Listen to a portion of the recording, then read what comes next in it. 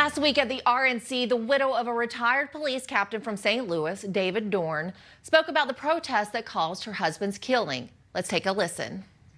They shot and killed David in cold blood and then live streamed his execution and his last moments on earth. Violence and destruction are not legitimate forms of protest.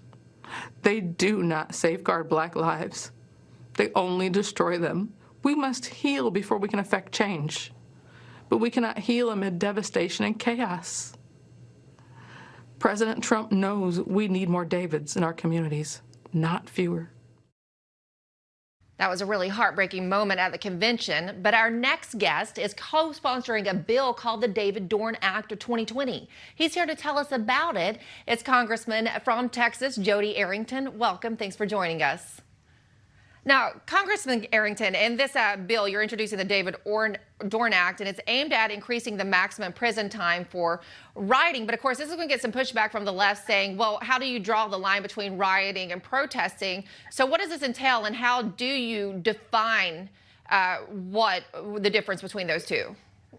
Well, rioting is in the federal statutes, but there are laws against rioting at the local and state level as well.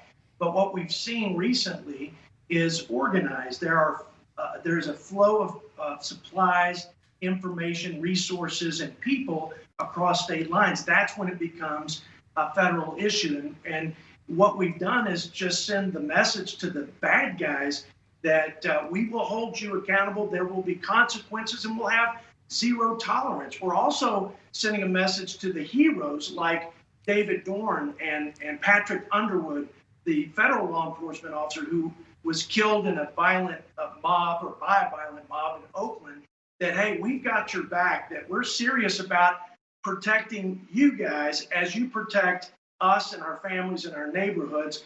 And so that was our intention, and I'm hopeful that we can get bipartisan support. We're certainly not getting any help at the local level. They're just laying down and letting the mob run over them to tear up, destroy not only the livelihoods, but the lives, like Ann Dorn and the Patrick Underwood family and so many others.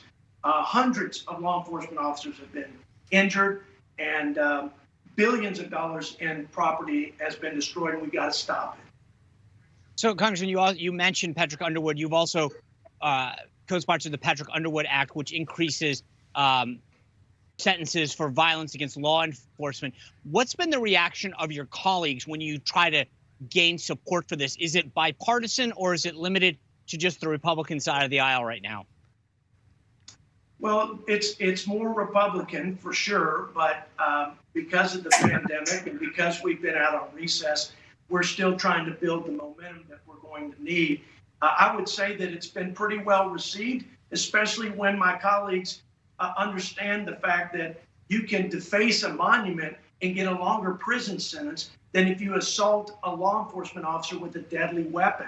So I think that puts things in perspective, and most of my Republican colleagues understand law and order, accountability, and the message that we have to send to stop the lawlessness. So we're going to continue to work on that, Sean, but what we've seen again at the state and local level has been disgraceful. Well, I know you've got another bill to give the administration more tools as well, and we'd love to talk about that with you another time. So thank you, Congressman, and you're not the only one who's interested in restoring law and order around the country. Congressman Jim Banks introduced a new bill so that those found guilty of causing violence during protests are no longer eligible for enhanced coronavirus unemployment benefits. Congressman Jim Banks from Indiana joins us now. Congressman, welcome. You've got a really interesting bill. This defunds the protesters and the rioters. Explain to me how you do that and what the reaction has been since you came up with this. Yeah, hey, Sean. When I left the White House last Thursday night, I saw the rioters and protesters in the street and the way they were treating those who had just heard the president give a historic speech for the convention. It got me wondering who is paying these left-wing rioters and protesters to show up on a nightly basis. And of course, there's probably links to George Soros type left-wing funding mechanisms to Antifa and BLM and groups like that are busing these protesters in. But really, when I started thinking more about it, I thought, so are you and I. We're paying through our tax dollars for unemployed protesters to show up and riot and cause violence in the streets on a regular basis.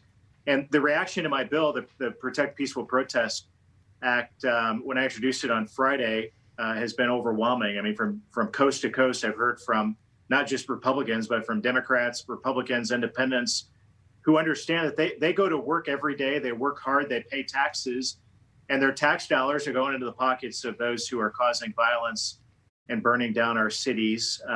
Not to mention their tax dollars go on to fix and repair damaged public property, police overtime. There's a lot at stake here, and it's not fair to the taxpayers that they're the ones who have to foot the bill. So this is a really unconventional way to approach this, Congressman. Do you really think it'll work if you take people's benefits away, these government benefits, that they won't show up to protest? Yeah, I think so.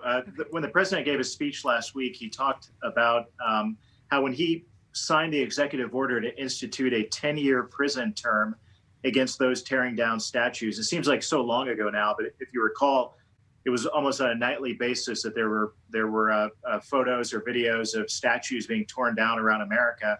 But when the president signed that executive order, all of a sudden those statues being torn down, that stopped. Why is that? Because of the deterrent of those criminals and rioters knowing that if they tore down a statue, they were going to go to prison for a long time. So taking away the enhanced unemployment benefits, like the $600 a week that used to go to those who are unemployed through the CARES Act, coronavirus aid packages, that's something that will cause a lot of these thugs to think twice about the activities that they're engaged with if they know that they're going to lose those enhanced benefits. You know, there's been a lot of talk about the president utilizing the Insurrection Act. What are your thoughts on that? I think the president is right to threaten that if it's as a last resort. At the end of the day, I can't think of a president in my lifetime who's understood more the states' rights principles that this president has in relying on states and local governments to show their own leadership and to do what they're supposed to do. But in the cases of all of these big cities, every single one of them that has issues with riots and violent protests at night, they're led by Democrat mayors who refuse, for political reasons, to call on the president to ask for the federal government's help. So the Insurrection Act should only be used in extraordinary circumstances, Sean, but these are extraordinary circumstances. When our big cities all over America are being burned down by politically motivated rioters and violent protesters, it's probably time for the president to exercise something like the Insurrection Act. You know, that's something that actually is kind of split between even amongst his base. Some saying he should and some saying he shouldn't. Well, thank you, Congressman Banks, for joining us today. We really appreciate your time. Good to be with you. Well, the media has been covering the riots and protests happening around the country, but now they're saying President Trump is to blame for it all. Well, we'll talk more about that next.